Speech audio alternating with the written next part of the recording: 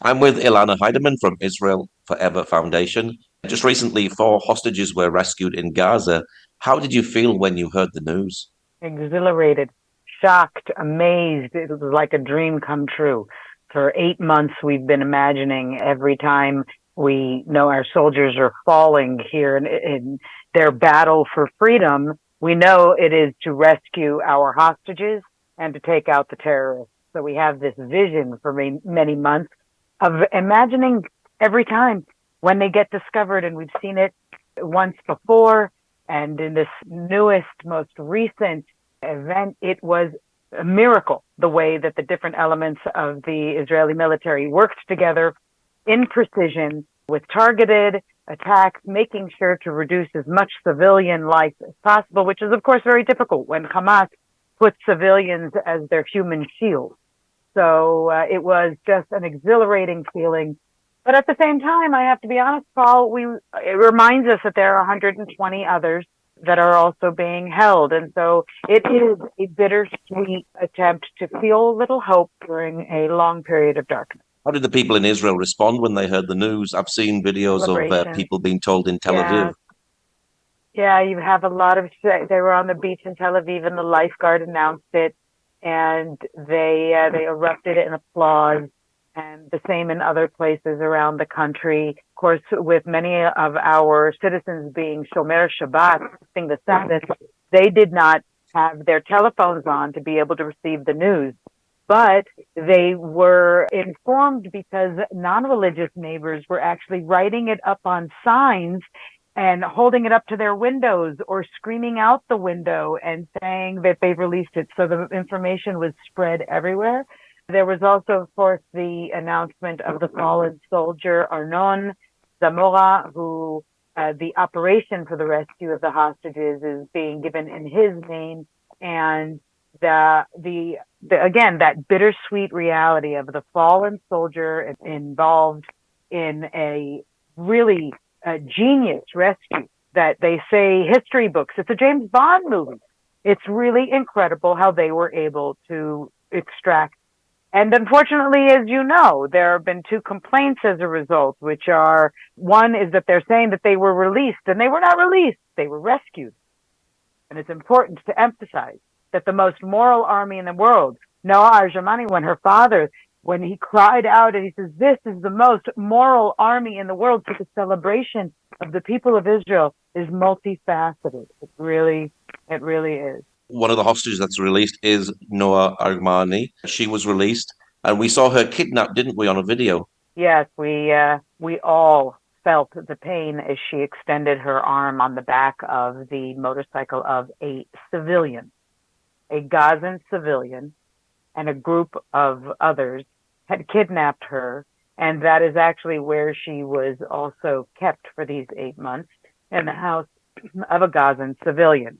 Not only a civilian, but somebody who portrayed himself as a journalist with Al Jazeera and also held by a apparently known doctor amongst the community in a very, high class Gaza. And here we see that Noah was deprived of the ability to shower.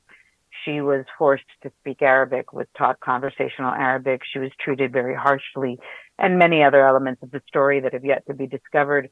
But having watched her actual kidnapping and then watch her rescue is really an astounding burst of hope for many of us here in Israel, and a constant reminder of October 7th, which is necessary because people are easily forgetting the catastrophe that took place. And instead, the attention is all on what is happening to the Gazans and excusing their continued support for terror, silence in the face of it, especially with, for example, these civilians who were paid by Hamas to hold Noah Arjamani, to hold her captive. They benefit. And that becomes another dilemma, Paul, that we have to recognize, which is the continued spread of money to fund terror and terrorism, even among civilians, is what drives them to be actively engaged. There are no longer innocents in the area. Anyone who is there is complicit, and anyone who dies as a result of actions taken for the rescuing of the hostages, the innocent hostages, or for the taking out of terror, anyone who dies is the responsibility of Hamas, who started this war. I imagine this was a dangerous operation. Were they able to train for it beforehand? The operation was actually in development for several weeks, we now understand. With the leadership of the government, they had to coordinate various units of the army in order to make this possible. So not only was it a dangerous operation, there was the constant threat of being exposed. So that was something that many people don't take into account, which is how much planning goes into making sure that this is happening with precision. And I think that the danger that was involved is evident in how many lives were lost by the actual soldiers, because one life was lost, but they protected each other, they protected the hostages with themselves. And unfortunately, the danger is also there, as we know, with for the Gazans who surround these places where they are holding the hostages. So Hamas actually positions them. So the danger exists on many levels. And I want to reemphasize the question of the danger of being discovered. So I believe it was the BBC who, in their interview with one of the IDF spokesperson, they said, well, why didn't they give any warning to the Gazans that this event was going to happen, the community of Nuseirat, the refugee area? And of course, had any advance notice been given, and there is continuous advance notice given by the IDF to the Gazan population by the dropping of flyers and the knock on the roof, where they will drop pebbles from the height of the Air Force so that it indicates this building will be bombed. And it's written earlier in notifications that are dropped from the sky, these buildings will be bombed. In this case, for the extraction and the rescue of the hostages, much like in the historical event of Entebbe, you have the inability to announce the coming of the action, because then it could be compromised and the danger is increased. So it's very important that we recognize how much Israel's defense force, what extent they go to save civilian lives, to protect civilian lives. And I think also it's important to recognize what happened after the hostages were actually on the aircraft, on the helicopters. Hamas continued to fire RPG missiles at them. So even after they had been rescued, Hamas was that determined to continue to take innocent Israeli lives. So the danger that you ask of is on so many levels that we have to think, who are the fighters for justice and for freedom, for security, for human rights? The only fighters right now are the fighters of Israel. And that is true on our battlefield, but also in the battlefield of public opinion. Who is speaking out and doing the necessary work to free innocent lives, to stop terrorism from dominating whole societies and enabling hostage taking, rape, abuse, beheading, and mutilation? The only army in the world fighting for that right now is that of the Israel Defense Forces. Maybe a bit early to know how they were treated, but how have other hostages been treated? Well, other hostages have described very, very severe circumstances that they were forced to exist in. Some being held in tunnels. We know that those tunnels held cages. We know that they had chains. We know from the Thai hostages who were released that they reported that the Jews were treated much more poorly, given less food. They were beaten with electric cables. There is a story of a 40-year-old woman that was hanged by her arms from a beam in the ceiling and whipped in front of other hostages. We know of the abuse by rape, by mutilation. We know that there has been abuse even by children against the Israeli hostages. In these cases of the most recent released hostages, we don't yet have some of their detailed information, and that, respectfully so, should only come out in time if we respect their need to recover from this trauma. Unfortunately, the world's need for details, and graphic details at that, supersedes their concern for their humanity in many cases. I'll give you, though, one picture of something that tells us how the hostages maybe weren't even, it wasn't about the physical treatment, but one of the hostages who was released, uh, when he saw his mother, he collapsed to the floor and hugged her the bottoms of her legs. And you saw this tall, sturdy man just collapse. You know the level of desperation that he most likely endured during his captivity. It's a very difficult thing to try to assess hostage behavior. One international reporter also looked at Noah and said, "But look, she looks fine," as if that's the indication of how they were treated, being stolen from their homes in their pajamas and kept in hiding without light practically, with very little food, with poor treatment and emotional and mental abuse, which is here a very crucial thing to be told all the time. And by the way, we did hear this from previous hostages. They were told all the time, Israel doesn't care about you. The world doesn't care about you. Women were told, I'm going to make you my wife and you're going to bear my babies. The world will never, your family will never hear from you again. So the amount of emotional manipulation that was forced upon the hostages, even those released after 55 days, imagine now after 243 days how much we are going to learn about the brutality, the bestiality, the inhumanity of the Gazan Palestinian Muslim Arab society that has been allowed to foster there. How old is the youngest and how old is the oldest hostage? Wow. When they were kidnapped, the oldest, Shlomo Manso, who is 86 years old, and he is a survivor of the Farhud, which most people don't actually know about.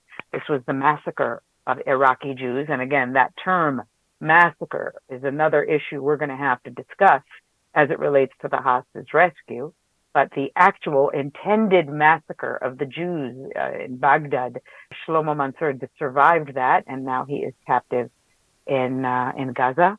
The youngest was 9 months old at his captivity, so 18 months old now. Kfir Bibas and his brother, and yet the world is completely silent. Completely silent. No one has allowed for the continuation. They even roll their eyes. There is a well-known reporter, and the truth is there are many more who should have followed in being fired. There's a reporter who was fired because in hearing the testimony of the sister of Romi Gonen, one of the young women who was kidnapped from the Nova Festival, and talking about how the known rapes, we have witnesses who have since been released who have witnessed these rapes, and their testimony is being denied. And during the interview, the newscaster Brianna, she rolled her eyes so quite visibly and then cut her off and said, okay, we're out of time. And right away she was fired. And right away, Paul, it becomes a accusation of anti-Semitism, couched in anti-Semitism, right? So see, you can't even criticize Israel. This isn't a matter of criticizing Israel. This is a matter of dehumanizing Jews and citizens of Israel because of a personal bias that basically is founded on a hatred of Jews and Israel as the Jewish state. Because we see that no matter how much good Israel does, not for the world, not for humanity, no matter how much good we do, we are providing the humanitarian aid for the group of people who aren't even an entity in themselves that invaded and raped us, but we are responsible for providing for their protection and providing for their humanitarian aid. No matter what good Israel does, we will be demonized, and we will be demonized so wildly and so widespread that the numbers alone will allow those lies to seep into every innocent mind and innocent heart who maybe doesn't really think that they hate Jews, but they do because they allow it to be a seed of this is why those lies must be true. And that's where we have to be careful. We have to help people separate themselves and say, no, I will not allow myself to believe these lies about Israel. The reports by Hamas of the numbers of dead, they are fabricated, and everyone knows that. But they still accept it. The Gaza Health Ministry, governed by Hamas, and even the United Nations retracted their accounting and said, oh, sorry, we now know that actually Israel does not. They do not target women and children like our previous report said. So they retracted it. But what they already had said, that's all that was sold. That's all that was bought by the society. So it's the damage is done, and damage control is very hard to do until more people speak up, find the truth, help spread the truth that Israel is the entity fighting the terror and the tyranny of the world. There's also sadness in the joy with the loss of a soldier, and one of the hostages' Yes. father has died as well, hasn't he? Yes, Almog's father, when they went to inform him that he was being rescued, there was no sign of life, and the mother ended up going, and she said that every single day he was obsessed with nothing more than bringing his son home alive, and that they believed that it was truly a broken heart that he died from. There's a spiritual element there, some have referenced. I can sense myself. You know, he prayed so hard and he worked so hard, and yet he missed out on witnessing the miracle. So it's very, very painful, and it again reminds us of that bittersweet reality that we as the Jewish nation have to live with. The miracles that happen, the joyous moments of hope, the glimmers of light that are balanced with these moments of sadness. The soldier that you mentioned, Arnon Zamora, who's, and as I mentioned, the operation is now named for him, Operation Arnon. So he leaves behind children and a wife, and she says, please remember him not only for his heroism during this action, but that he was a dad, and that he was the best dad and the best husband. And he was the loving friend, and he was filled with laughter. And it's interesting how that bittersweet pain that we deal with, we so often want to and seek ways to make sure we hold on to that light, hold on to the good memory. And I think that's going to be a challenge for us as we move farther away from October 7th, and that each one of these instances of a fallen soldier, rescue, a miracle, it's like they blur together, and average individuals feel like, how do I make sense of it? How can I navigate this pain? How can I find hope? How can I see clarity? And where am I in this story? I think that that's something that every good hearted human being in the world right now probably is asking themselves when it comes to the war of the world against Israel. Does this release boost Israel's morale? I hope in some way, maybe, but I'm not sure. I'm not sure. I think it definitely boosts our morale and pride and our ability to prove with such detailed evidence of the behavior of our soldiers and our military and the decisions being made by the leadership behind the scenes that maybe we are not always aware of, and we are kind of resisting recognizing there's more to the picture than we could realize because we're jaded by personal politics. You know, we always have the politician that we hate or love or whatever, and this policy and that. But the unity government did succeed in making this possible, and the war cabinet did succeed in having every single part of our military service work in collaboration. I think that that definitely has boosted Israel's morale. I worry, think our morale right now is torn because our soldiers are tired. We are continuously reported in the news as having inadequate ability to fight on the multiple fronts. And right now, most people are focused on Gaza. And nobody is aware that missiles continue to fall in the north. It's not that nobody's aware. Those who are interested, of course, are seeking out the information. But most people are not aware that missiles continue to be fired in the north. Our north is on fire. The Golan Mountains, the Galil Mountains, ancient sites of Jewish and Christian heritage they will have had, and we know more and more of destruction that is taking place to these grounds. So the morale in that sense of over 60,000 people still being evacuated and living outside of their homes, and their homes being destroyed, many homes even being caught on fire.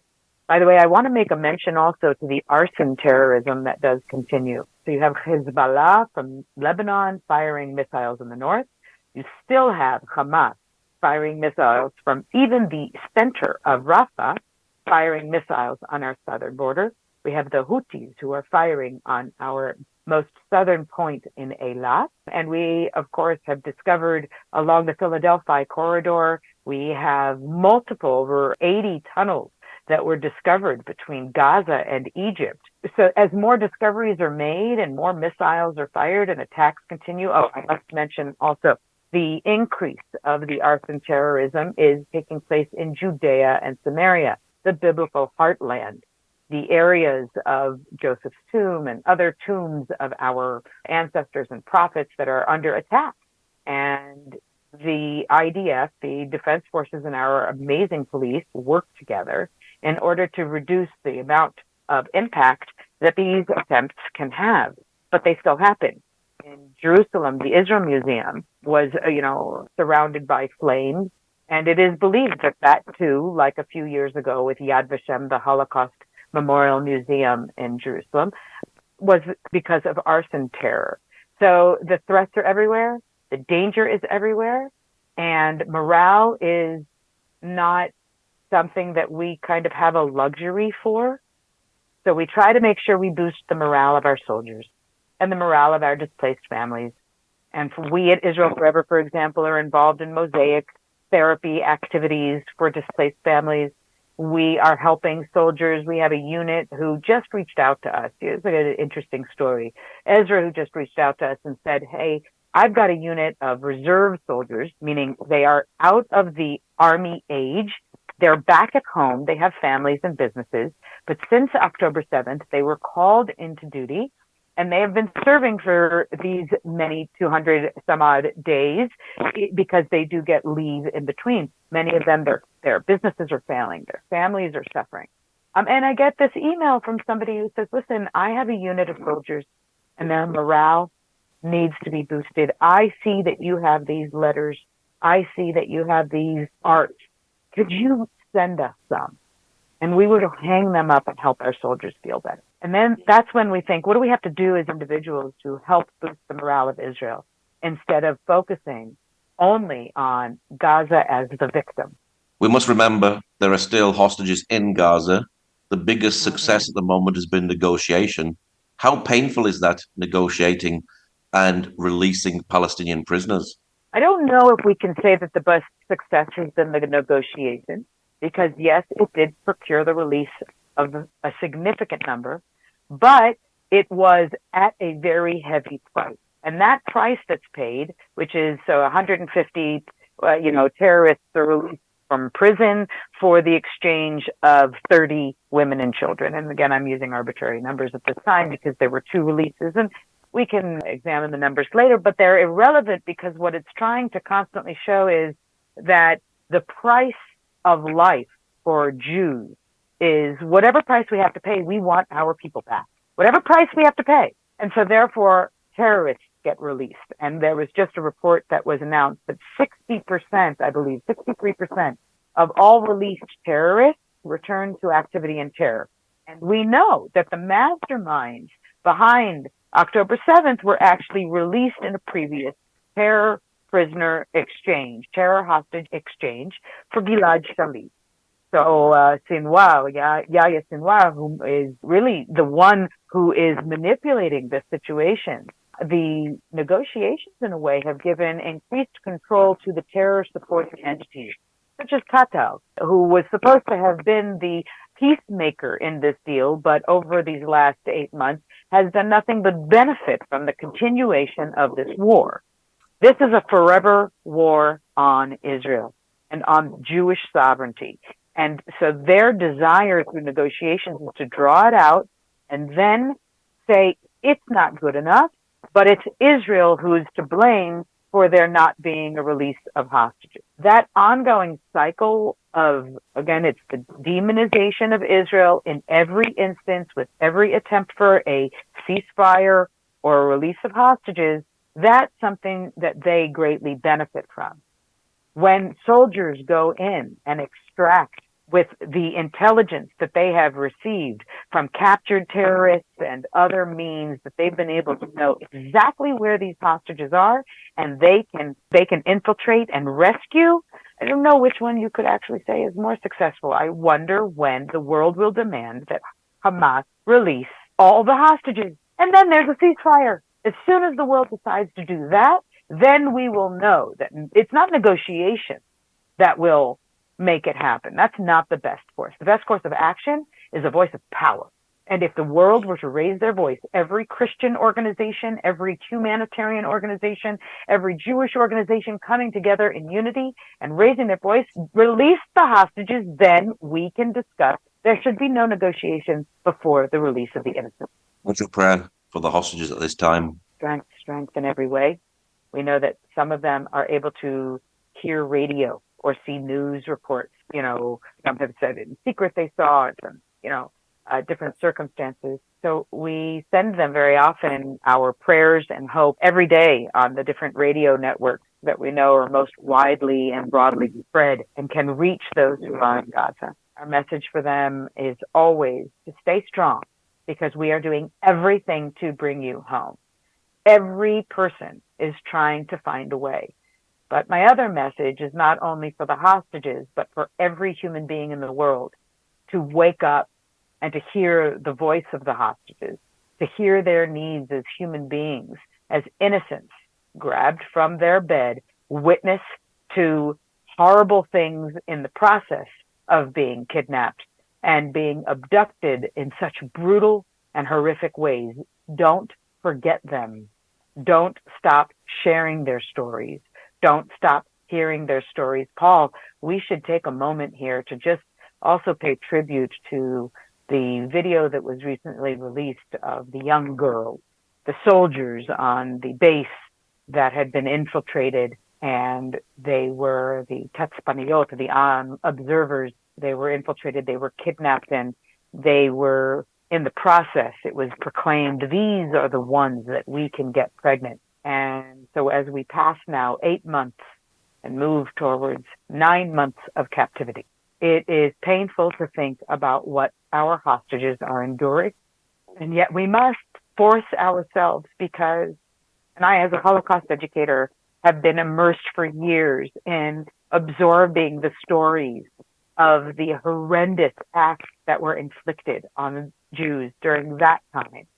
And now we have visual evidence of the horrendous things that were inflicted upon the Jews in the kibbutzim during this massacre. I don't know how many of your listeners might have seen the pictures of the bodies and how they bound them together and how they burned them alive, but they tortured them first, or how they raped before beheading.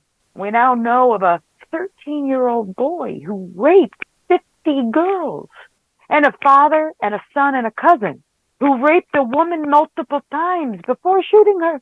And they're giving their testimony to our army, to our police. They're giving it as if it's a matter of fact.